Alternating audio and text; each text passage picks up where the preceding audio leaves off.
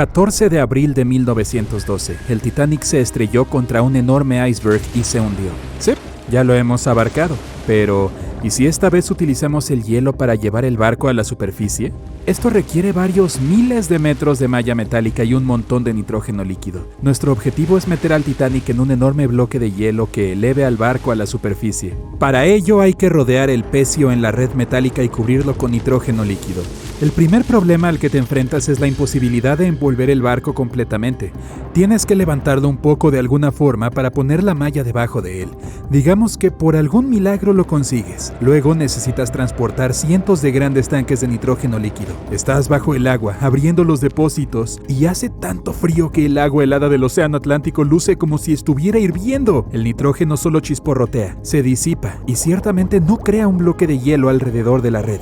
Nuevo intento, elevar al Titanic con la ayuda de enormes imanes. Para ello necesitarás un gran crucero y unos potentes imanes. Conectas gruesos cables a los magnetos y los bajas hasta el fondo. Unos proyectores brillantes iluminan las negras profundidades del océano. Partes del pecio son visibles. Los imanes descienden más y se aferran al casco de hierro del barco. El crucero tira de los cables y los magnetos hacia arriba. Algunos de ellos se desprenden del Titanic, ya que la superficie de hierro está cubierta de arrecifes y corales. Algunas partes del pecio se desprenden del barco y se elevan. La fuerza del crucero no es suficiente. Uno de los cables se rompe.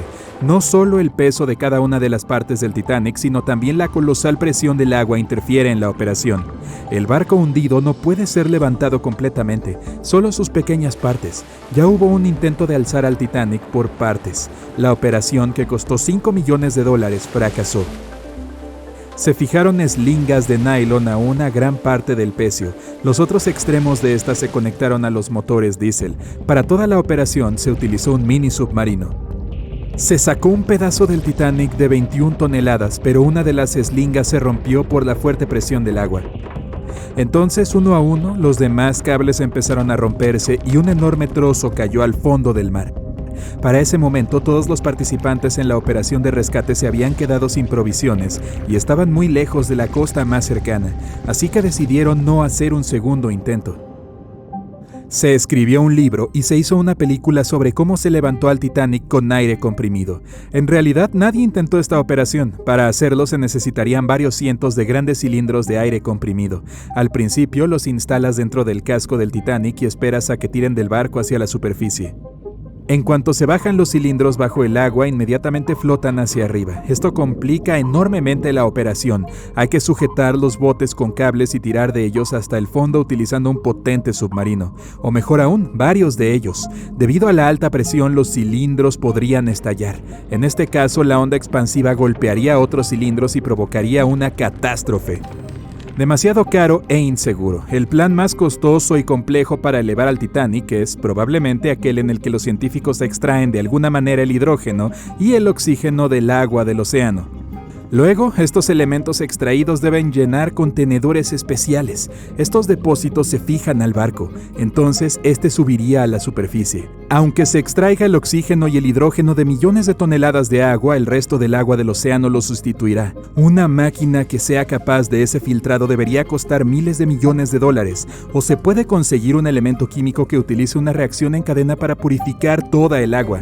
En este caso, todo el océano mundial se quedará sin el vital oxígeno. Alguien sugirió una vez hacer explotar al Titanic. Necesitarás bajar varias cajas de dinamita al fondo del océano. Estas deben estar completamente selladas para evitar que el explosivo se moje. Luego deberías hacer funcionar varios kilómetros de cable que conduzca una corriente eléctrica hasta ellas. Una vez realizado todo esto, navegas hasta una distancia segura. Ahora vas a pulsar el botón para pasar la corriente por el cable y activar la dinamita. 3, 2, 1. Espera. ¿Por qué haces esto? Aunque funcione, los restos del Titanic quedarán esparcidos en todas direcciones en el fondo del mar. Será imposible elevar el barco del océano. Imagina un enorme gancho que pueda recoger al Titanic y levantarlo del fondo como un pez. Este debe ser enorme para poder alzar un barco hundido. Digamos que lo has creado tú.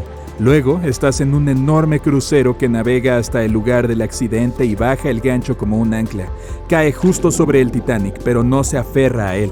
Se necesita un equipo especial para enganchar un ancla del tamaño de un autobús al Titanic. Se requeriría un enorme submarino con brazos mecánicos. Construir tal dispositivo y hacerlo funcionar bajo una enorme presión es ya casi imposible. Pero, digamos que, finalmente consigues enganchar al Titanic. Es entonces cuando te das cuenta de que el crucero no tiene suficiente potencia para llevar el barco que pesa más de 50 toneladas y el ancla que añade unas 10 más. Para completar tu tarea necesitarás algunos cruceros más y unos cuantos millones de dólares extra. Una vez que la cera caliente se enfría, se endurece y flota en la superficie del agua. ¿Y si la llevamos al fondo del océano y la vertemos dentro del Titanic? Esto puede funcionar, dado que la cera no es un material costoso. Así que, esta se funde, se vierte en tanques resistentes y estos se jalan hasta el fondo con la ayuda de un submarino. Los recipientes pueden soportar una enorme presión y el buque tiene suficiente potencia para bajar la cera hasta esa profundidad. Los contenedores se colocan en el interior del Titanic. A través del mando a distancia se abren los recipientes, pero el material no sale. Cuanto más se profundiza, más se enfría el agua. Mientras se entregan los contenedores al barco, la cera se enfría y se solidifica en su interior. Varios recipientes son presionados contra la parte superior del barco, pero no es suficiente para levantar al Titanic. Otros contenedores simplemente flotan hacia la superficie. Y aunque los recipientes fueran termostáticos y se mantuvieran calientes en su interior todo el tiempo, una vez liberados, la cera se solidificaría en un instante. No habría tiempo para que se extendiera y cubriera el Titanic desde adentro. Así que simplemente flotaría hacia arriba también. Llenas varias bolsas grandes y resistentes con vaselina. Esta sustancia actúa como la cera en el frío, se vuelve sólida y flota. Quieres poner las bolsas por todo el Titanic y esperar a que la vaselina lo eleve. Se cargan los recipientes en el submarino y se desciende al fondo marino. No se puede llegar a algunas partes del barco debido a los corales adheridos.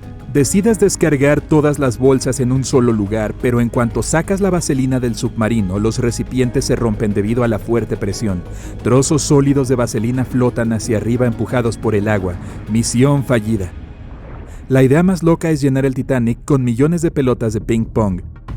Las pequeñas bolas de plástico llenas de aire deberían empujar el barco hacia la superficie, pero en cuanto empiezas a bajarlas al fondo, el plástico se aplana de inmediato y todo el aire de las esferas sale disparado. Puedes entregar las bolas dentro de un submarino, pero cuando las pongas dentro del Titanic, la presión las volverá a aplastar. También puedes crear bolas de material ultra ligero y fuerte y llenarlas de aire. En este caso necesitarás mucho más dinero. En cuanto pongas las esferas dentro del barco, algunas de ellas se colarán inmediatamente por los agujeros del navío. Y las restantes no serán suficientes para levantar el fondo de los restos del pecio que pesan más de 50 toneladas. Bueno, para estudiar al Titanic no hace falta bajar al fondo del mar. En internet se puede encontrar un mapa detallado en 3D que muestra el lugar del naufragio, así como el propio barco en el lecho marino.